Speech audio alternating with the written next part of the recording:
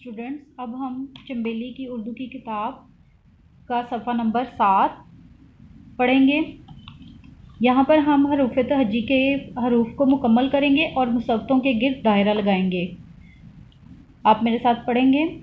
अ, ब, प, त, ट, स, ज, च, ह, ख, द, ड, ज़, र, ड़, ज़, य, स, श, स, ज़, त, ज़, अ, ग, फ, क, क, ग, ल, म, न, ओ, ह, ई, ए।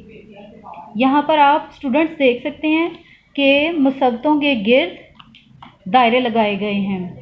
अ, ओ, ई, ए, अ, ओ, ई, ए।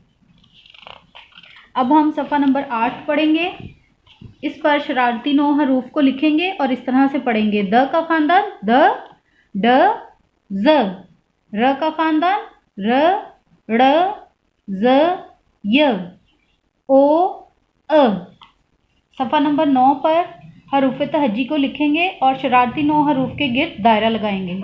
अ, ब, प, त, ट, स, ज, च, ह, ख, द, ड, ज़, र, ड़, ज़, य, स, श, स, ज़, त, ज़, अ, ग, फ, क, क, ग, ल, म, न, ओ, ह, ई, ए।